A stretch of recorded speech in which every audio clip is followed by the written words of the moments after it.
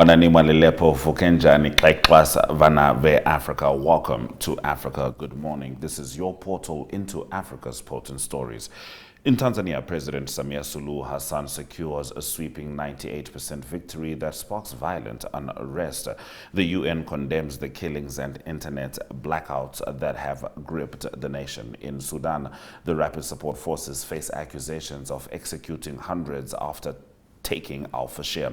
Nigeria rejects Donald Trump's decision to list it as a violator of religious freedom, while Egypt unveils its billion-dollar Grand Egyptian Museum, home to Tutankhamun's full tomb. Mike Sichula wraps up from Zambia with the week's top headlines. Watch Africa Good Morning on DSTV 285, GOTV 25, ntvafrika.my.na, and NTV Africa on YouTube. That's Africa with a K. My name is Ashwin Betty. It's a fresh week of Africa Good Morning. Top stories shortly.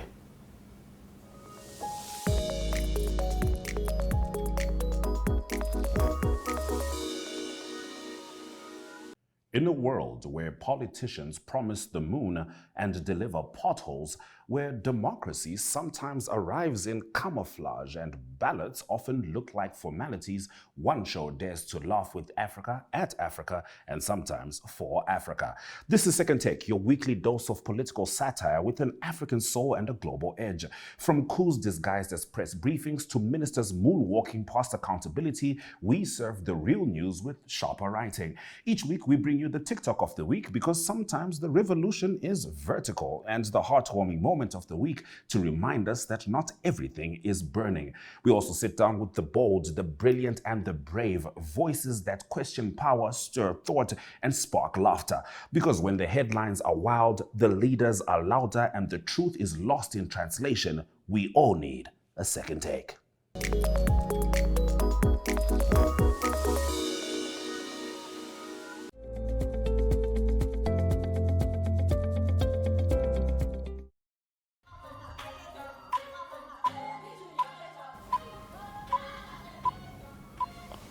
In our top stories, President Samia Suluhu Hassan has been declared the winner of Tanzania's presidential election with 98% of the vote, following days of violent unrest across the country. The Electoral Commission confirmed her overwhelming victory, while the opposition rejected the results, calling the poll undemocratic as major challengers were barred or jailed. International observers expressed alarm over alleged irregularities, and hundreds feared dead in post-election violence. Samia, 65, praised security forces for maintaining order, dismissing protesters as unpatriotic. Demonstrations led by young Tanzanians erupted in Dar es Salaam and other cities, with reports of posters being torn down and polling stations attacked. Opposition party Chadema claims around 700 people were killed, while diplomatic sources suggest at least 500 deaths. The government continues to downplay the crisis, describing it as isolated incidents. Curfews remain in place and internet access is restricted. In Zanzibar, CCM's Hussein Mwinyi also won re-election with 80% of votes amid fraud accusations. Rights groups condemned repression and disappearances, while the UN, UK, and Canada voiced concern over the situation. Now, UN condemns killings in the internet and the internet blackout in Tanzania protests. We are staying with Tanzania. The United Nations Rights Office has expressed alarm at the rising death toll from election-related protests in Tanzania. Demonstrations began as citizens reacted to the exclusion of key opposition candidates from the presidential race. The main opposition party claims 700 people were killed, though the UN confirmed at least 10 deaths from credible reports. Amnesty International estimates 100 fatalities. The government insists the violence involves isolated incidents. South Magango, spokesperson for the UN Rights Office, urged Tanzanian security forces to avoid using excessive force and to de-escalate tensions. He called for the release of arbitrarily detained protesters and for authorities to restore internet access, stressing that communication restrictions undermine trust in the electoral process. A curfew imposed imposed on Wednesday remains in effect in Dar es Salaam as unrest continues. The protests follow a campaign marred by arrests and detentions of opposition figures, with President Samia Suluhu Hassan denying widespread rights violations. The UN emphasized Tanzania's obligation under international law to uphold freedoms of expression, association, and peaceful assembly. In our next story, witnesses describe mass executions. This is after the Sudan city falls to RSF. Eyewitnesses have reported summary executions near al-Fashir after the city's capture by Sudan's rapid support forces. Survivors say hundreds of unarmed men were rounded up and shot near a reservoir, with some spared only by chance. Aid workers and local witnesses described men being separated from women and taken away, echoing patterns of ethnic revenge killings.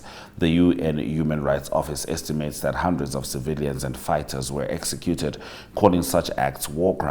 The RSF denies the allegations, claiming reports were fabricated by opponents and that any violators within its ranks would be investigated. Verified videos show men in RSF uniforms shooting captives and clusters of bodies. Doctors Without Borders confirmed hundreds killed or captured while fleeing. Many survivors said men were taken for ransom, with demands of up to $50,000. RSF leaders insist they assisted civilians and urge aid groups to help those displaced. Over 250,000 people were trapped in al-Fashir, and humanitarian agencies warn of famine and mass displacement. Now, Nigeria has responded to Donald Trump's religious freedom watch list designation. Nigeria has vowed to continue fighting extremism after U.S. President Donald Trump placed it on a religious freedom watch list, citing threats to Christianity. In a statement, Nigeria's Ministry of Foreign Affairs reaffirmed its commitment to protect citizens regardless of religion or ethnicity, stressing that the nation values diversity and inclusion. Trump reinstated Nigeria on the countries of particular concern list alongside China, Russia, and North Korea, claiming radical Islamists were killing Christians without providing evidence. The Biden administration had previously removed Nigeria from the list in 2021. The government emphasized that Nigeria, home to over 200 ethnic groups practicing Christianity, Islam, and traditional religions, has a history of peaceful coexistence despite sporadic sectarian clashes. For 15 years, the Boko Haram insurgency has terrorized northeastern regions, killing tens of thousands. U.S. lawmakers, including Representative Tom Cole, said the move sends a strong message against persecution. Abuja said it hopes Washington remains a close ally as both nations work to uphold freedom, tolerance, and mutual respect.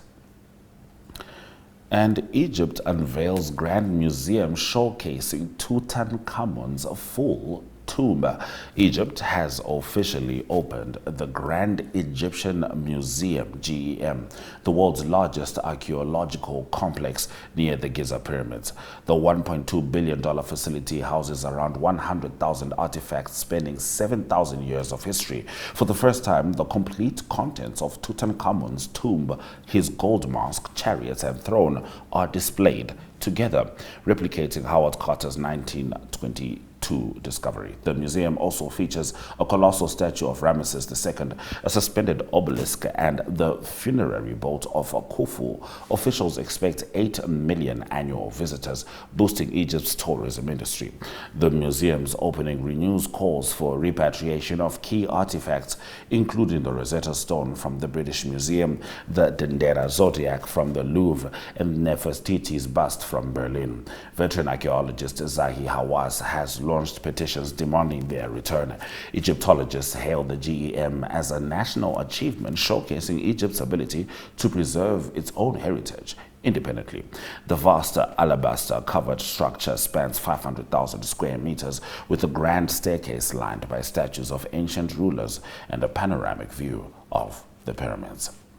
Those have been our top stories on Africa Good Morning. Shortly, we'll be joined by Mike Sichula as he delivers the Zambia report. But prior to that, it's the weather.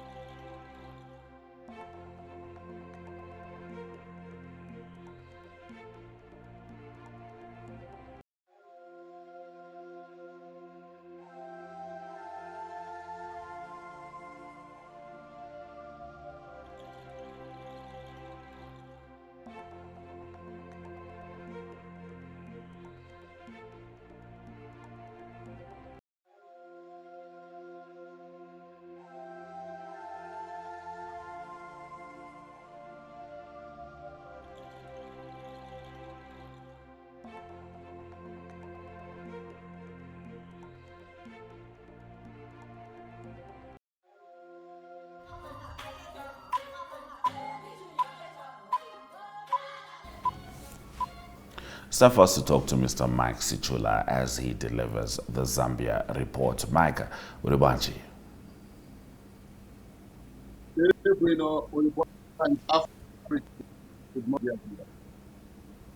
Africa, good morning indeed, Mike.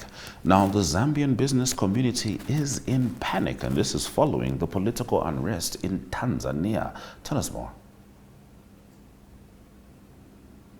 Yes, so Tanzania has a lot of panic from members of the business community here in Zambia, especially on the ground in Zambia and Tanzania in Nakonde, where on the day of elections, there's a number that happened in that place on the no man's land.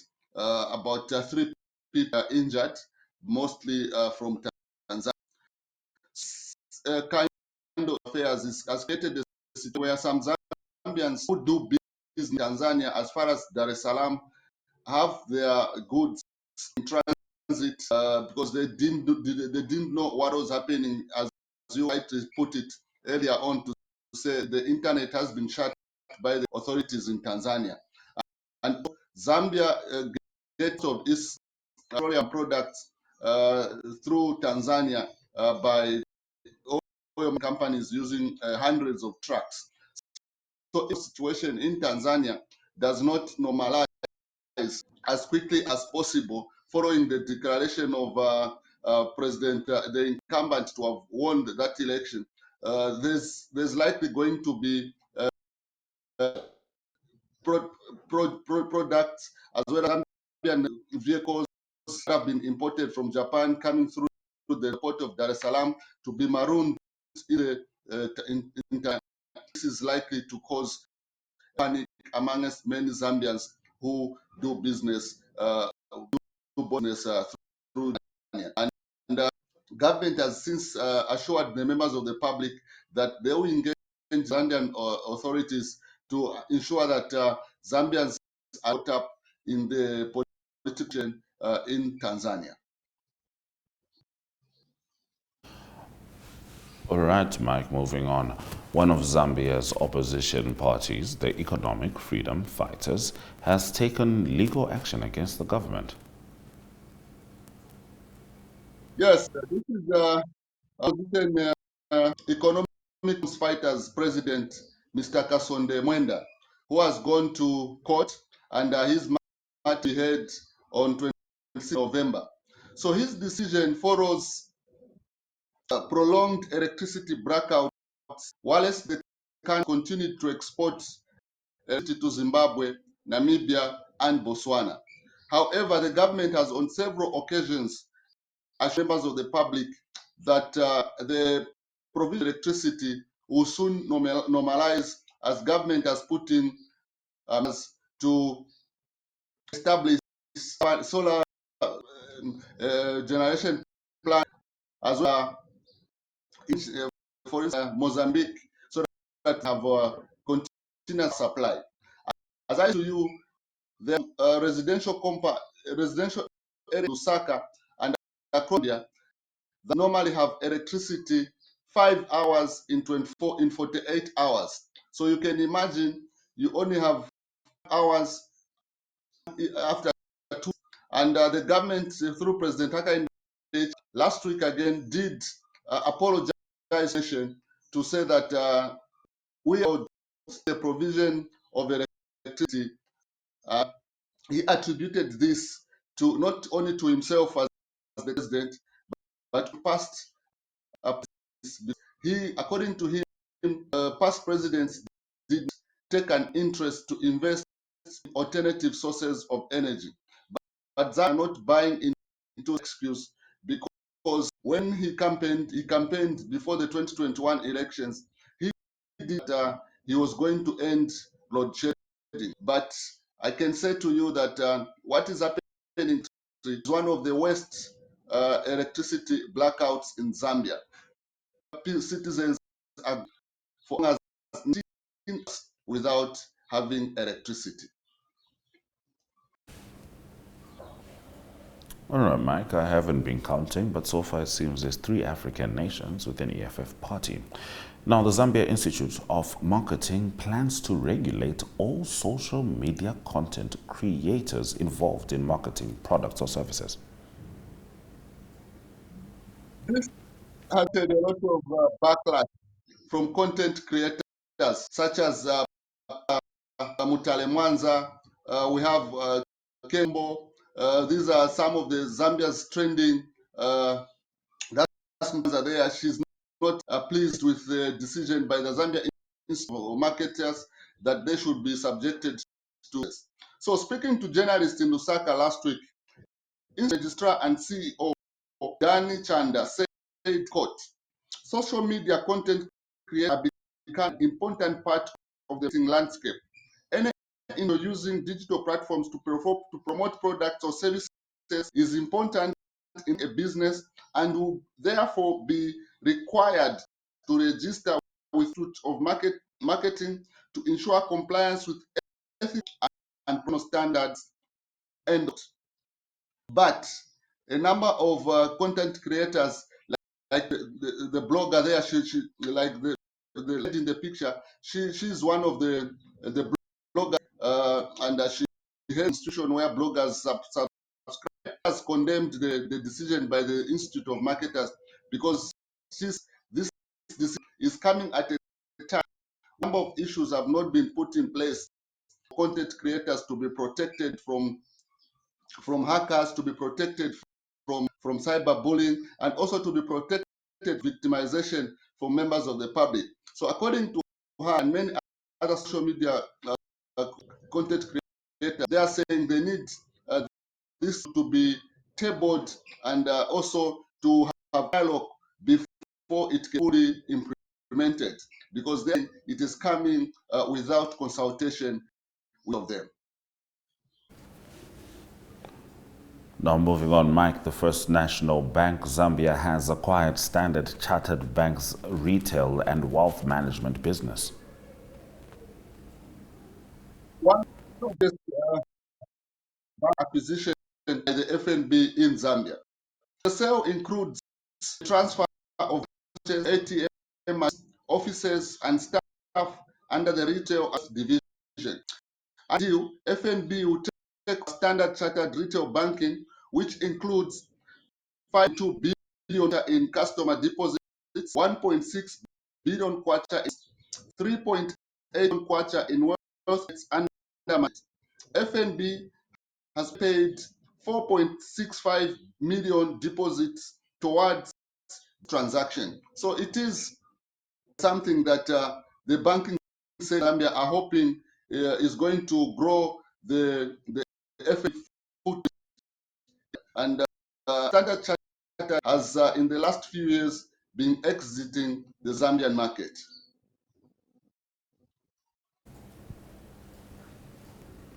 And finally, Mike, former Chelsea coach Avram Grant and the Football Association of Zambia have parted ways.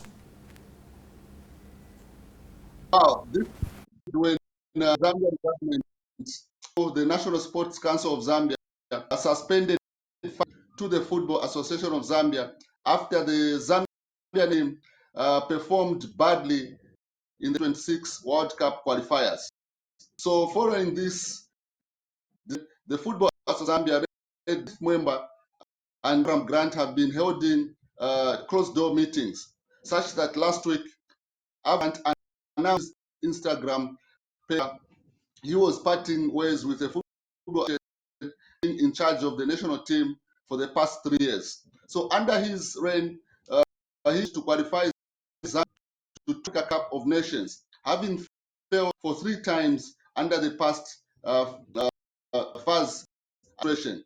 And he was in charge for 3 years, and during that period, in charge of 30 games, he won 11 matches, drawn 11, and also live matches. So his record was not that impressive, and the number of soccer fans did not to continue going to the next AFCON. And the Football Association of Zambia has since started the process of being a coach that is going to be in charge of Sporoporo. who won the 12 Africa Cup of Nations title. And this decision is likely to be made this week because Zambia lined up friendlies against Africa and Burundi as preparations for the Africa Cup of Nations.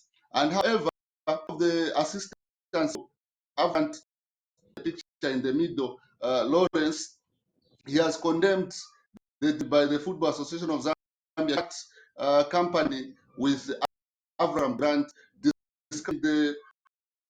as respect for the technical team within their best under very difficult circumstances. But the fans celebrated the decision by Avram and the Football Association of Zambia to mutually set. We are yet to see who is going to take over the reins of the sport, and most likely they are going to select a local coach in the interim position, and later on after the Africa Cup, they might give another elected.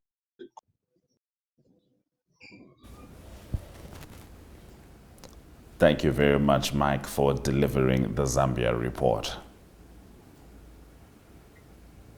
Thank you, Africa. And I was wondering why you talk about Africa, but then when I'm very thank you. All right, Mike. And our economic news story also stems from Zambia. Let's get straight into it. Zambia National Commercial Bank, ZANACO, has announced plans to issue the nation's first ever sustainability bond, raising $100 million to finance environmentally and socially responsible projects. CEO Mukwandi Chibesa-Kunda said the initiative will roll out in 2 phases, a $50 million private placement within its 6 months, followed by a $50 million public offering after the initial sale. The funds will target investments in renewable energy, sustainable agriculture, and climate-resilient infrastructure, aligning with Zambia's Green Growth Strategy 2024 to 2030 and Climate Change Act. Chibesa-Kunda described the move as a milestone for Zambia's capital markets. Let's have a quick look at the economic indicators before we come back to say goodbye.